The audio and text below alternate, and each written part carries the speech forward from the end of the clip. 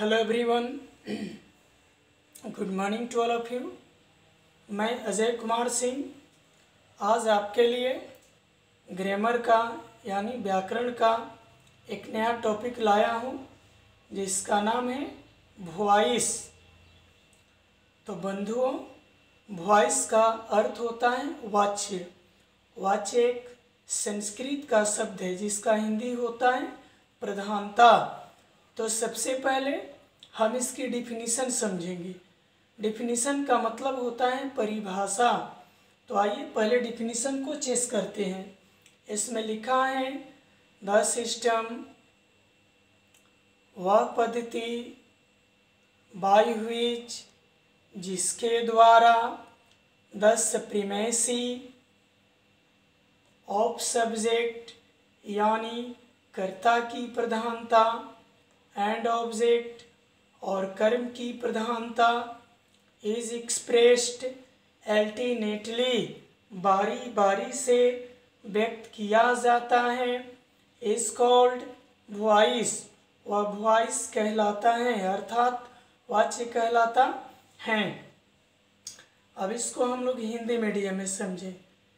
इसमें लिखा है वह पद्धति जिसके द्वारा कर्ता तथा कर्म की प्रधानता बारी बारी से व्यक्त किया जाता है वह वॉइस यानी वाच्य कहलाता है। नोट, नोट का अर्थ होता है विशेष बात। तो नोट को ध्यान से देखें आप। वॉइस यानी कि वाच्य तीन प्रकार के होते हैं। There are three kinds of voice। पहला एक्टिव वॉइस यानी कर्तावाच्य, दूसरा पैसिव वॉइस यानी कर्मवाच्य और तीसरा क्वेसिव वॉइस या मिड वॉइस भाववाच्य। अब हम बारी बारी से सबकी परिभाषा समझेंगे। तो सबसे पहले एक्टिव वॉइस को देखिए। लिखा है active voice is one. Is one का मतलब होता है वह होता है। नॉर्मली लोग समझते हैं इज वन का मतलब एक होता है, नहीं। इज वन का मतलब वह होता है इन विच जिसमें द सब्जेक्ट इज प्रोमिनेंट कर्ता प्रधान होता है।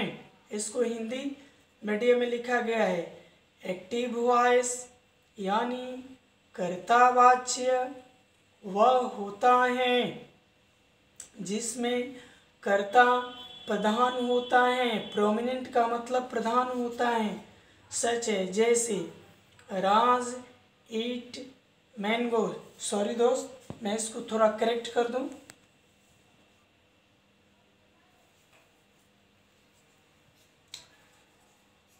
जैसे राज इट्स मैंगो, राज आम खाता है। तो बंधुओं, इस वाक्य का प्रथम शब्द राज है जो कि सब्जेक्ट है, कर्ता है। दूसरा एग्जाम्पल है आई एम रीडिंग, मैं पढ़ रहा हूँ। इस सेंटेंस का भी कर्ता आई है। तो ये दोनों वाक्य के शुरू में कर्ता आया हुआ है, इसलिए ये दोनों वाक्य एक्टिव वॉइस का एग्जाम्पल हुआ। नोट, नोट का मतलब होता है विशेष बात। तो नोट में लिखा है एक्टिव वॉइस कर्तावाच्य ट्रांसिटिव वर्ब यानी सकर्मक क्रिया।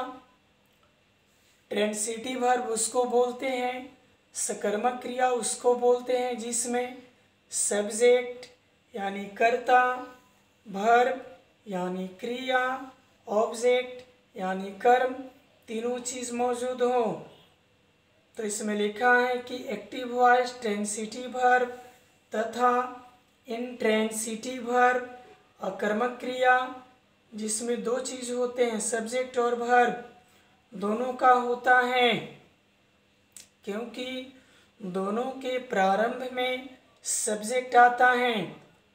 वर्ब चाहे ट्रांसिटिव हो या इंट्रांसिटिव दोनों वर्ब के शुरू में क्या आता है? सब्जेक्ट। इसलिए एक्टिव वॉइस दोनों वर्ब का होता है।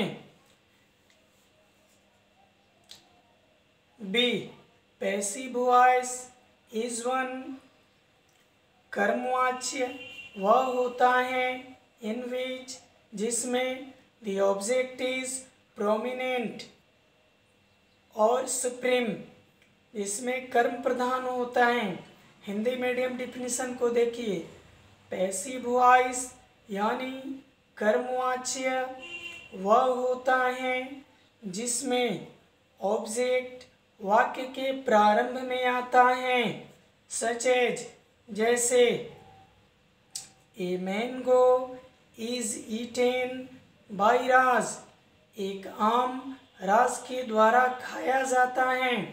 बंधुओं, इस वाक्य के प्रारंभ में मैंगो है जो कि ऑब्जेक्ट है, तो जिस वाक्य के प्रारंभ में ऑब्जेक्ट होगा डेफिनेटली वह पैसिव वॉइस माना जाएगा।